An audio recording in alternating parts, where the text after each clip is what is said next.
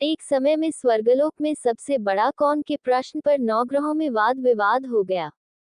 निर्णय के लिए सभी देवता देवराज इंद्र के पास पहुंचे और बोले, हे देवराज, आपको निर्णय करना होगा कि हम में से सबसे बड़ा कौन है। देवताओं का प्रश्न सुन इंद्र उलझन में पड़ गए। फिर उन्होंने सभी को पृथ्वीलोक में राजा विक्रमादित्य के पास चलने का सुझाव दिया। सभी ग्रह भूलोक राजा विक्रमादित्य के दरबार में पहुंचे। जब ग्रहों ने अपना प्रश्न राजा विक्रमादित्य से पूछा तो वह भी कुछ देर के लिए परेशान हो उठे, क्योंकि सभी ग्रह अपनी अपनी शक्तियों के कारण महान थे। किसी को भी छोटा या बड़ा कह देने से उनके क्रोध के प्रकोप से भयंकर हानि पहुंच सकती थी। अचानक राजा विक्रमादित्य को एक उपाय सूझा और उन्होंने विभिन्न धातुओं जैसे सोना, चांदी, कांसा, तांबा, सीसा, रांगा, जस्ता, अभ्रक व लोहे के 9 आसन बनवाए। सबसे आगे सोना और सबसे पीछे लोहे का आसन रखा गया। उन्होंने सभी देवताओं को अपने अपने आसन पर बैठने को कहा। उन्होंने कहा, जो जिसका आसन हो ग्रहण करें। जिसका आसन पहले होगा वह सबसे बड़ा तथा जिसका बाद में होगा वह सबसे छोटा होगा। चूंकि लोहे का आसन सबसे पीछे था, इसलिए शनिदेव समझ गए कि राजा ने मुझे सबसे छोटा बना दिया है। इस निर्णय से शनिदेव रुष्ट होकर बोले, हे राजन, तुमने मुझे सबसे पीछे बैठाकर मेरा अपमान किया है। तुम मेरी शक्तियों से परिचित नहीं हो। सूर्य एक राशि पर 1 महीने, चंद्रमा 2 महीने 2 दिन, मंगल 1.5 महीने, बुध और शुक्र 1 महीने, बृहस्पति 13 महीने रहते हैं। लेकिन मैं किसी भी राशि पर 2.5 वर्ष से लेकर 7.5 वर्ष तक रहता हूँ। बड़े बड़े देवताओं को मैंने अपने प्रकोप से पीड़ित किया है, अब तू भी मेरे प्रकोप से सावधान रहना। इस पर राजा विक्रमादित्य बोले, जो कुछ भाग्य में होगा देखा जाएगा। इसके बाद अन्य ग्रहों के देवता तो प्रसन्नता के साथ चले गए, परंतु शनिदेव बड़े क्रोध के साथ वहां से विदा हुए। कुछ समय बाद जब राजा विक्रमादित्य पर 7.5 की दशा आई तो शनिदेव ने घोड़े के व्यापारी का रूप धारण किया और बहुत से घोड़ों के साथ विक्रमादित्य की नगर पहुंचे।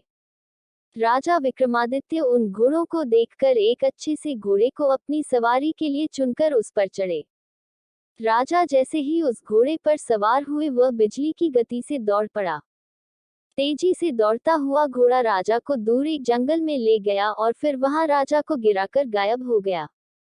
राजा अपने नगर लौटने के लिए जंगल में भटकने लगा, पर उसे कोई रास्ता नहीं मिला। राजा को भूख प्यास लगाई। बहुत घूमने पर उन्हें एक चरवाहा मिला। राजा ने उससे पानी मांगा। पानी पीकर राजा ने उस चरवाहे को अपनी अंगूठी दे दी और उससे रास्ता पूछकर जंगल से निकलकर पास के नगर में चल दिए। नगर पहुंचकर राजा एक सेठ की दुकान पर बैठ गए। राजा के कुछ देर दुकान पर बैठने से सेठ की बहुत बिक्री हुई। सेठ ने राजा को भाग्यवान समझा और उसे अपने घर भोजन पर ले गया। सेठ के घर में सोने का एक हार खूंटी पर लटका हुआ था। राजा को उस कमरे में छोड़कर सेठ कुछ देर के लिए बाहर चला गया। तभी एक आश्चर्यजनक घटना घटी। राजा के देखते देखते खूंटी सोने के उस हार को निगल गई। सेठ ने जब हार गायब देखा तो उसने चोरी का संदेह राजा पर किया और अपने नौकरों से कहा कि इस परदेशी को रस्सियों से बांधकर नगर के राजा के पास ले चलो। राजा ने विक्रमादित्य से हार के बारे में पूछा तो उन्होंने बताया कि खूंटी ने हार को निगल लिया। इस पर राजा क्रोधित हुए और उन्होंने चोरी करने के अपराध में विक्रमादित्य के हाथ पांव काटने का आदेश दे दिया। सैनिकों ने राजा विक्रमादित्य के हाथ पांव काटकर उन्हें सड़क पर छोड़ दिया। कुछ दिन बाद एक तेली उन्हें उठाकर अपने घर ले गया और उसे कोल्हू पर बैठा दिया। राजा आवाज देकर बैलों को हाँकता रहता।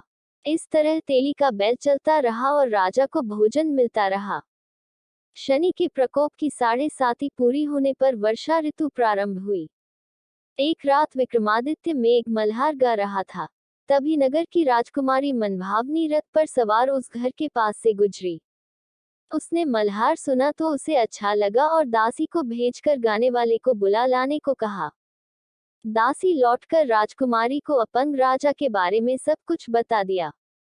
राजकुमारी उसके मेघ मल्हार से बहुत मोहित हुई और सब कुछ जानते हुए भी उसने अपंग राजा से विवाह करने का निश्चय किया। राजकुमारी ने अपने माता पिता से जब ये बात कही तो वह हैरान रह गए।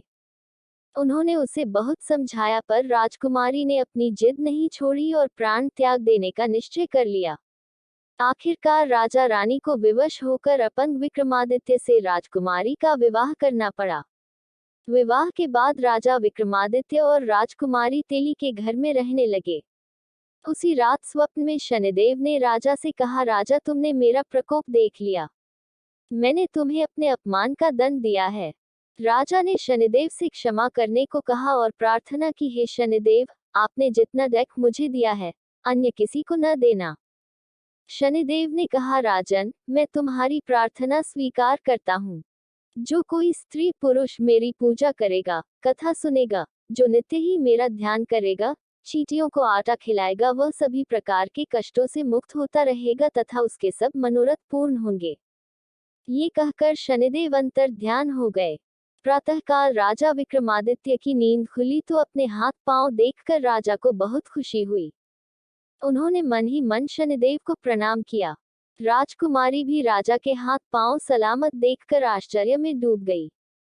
तब राजा विक्रमादित्य ने अपना परिचय देते हुए शनिदेव के प्रकोप की सारी कहानी सुनाई। इधर सेठ को जब इस बात का पता चला तो दौड़ता हुआ आया और राजा विक्रमादित्य के चरणों में गिरकर क्षमा मांगने लगा। राजा विक्रमादित्य ने उसे क्षमा कर दिया क्योंकि वह जानते थे कि यह सब तो शनिदेव के प्रकोप के कारण हुआ था। सेठ राजा विक्रमादित्य को पुनः को अपने घर ले गया और उसे भोजन कराया। भोजन करते समय वहां एक आश्चर्य घटना घटी। सबके देखते देखते उस खूंटी ने हार उगल दिया। सेठ ने अपनी बेटी का विवाह भी राजा के साथ कर दिया और बहुत से स्वर्ण आभूषण, धन आदि देकर राजा को विदा किया। राजा विक्रमादित्य राजकुमारी मनभावनी और सेठ की बेटी के साथ अपने नगर वापस पहुंचे तो नगर वासियों ने हर्ष के साथ उनका स्वागत किया। अगले दिन राजा विक्रमादित्य ने पूरे राज्य में घोषणा कराई कि शनिदेव सब ग्रहों में सर्वश्रेष्ठ हैं। प्रत्येक स्त्री पुरुष शनिवार को उनका व्रत करें और व्रत कथा अवश्य सुने। राजा विक्रमादित्य की घोषणा से शनिदेव बहुत प्रसन्न हुए। हमारे चैनल को सब्सक्राइब करना ना भूले।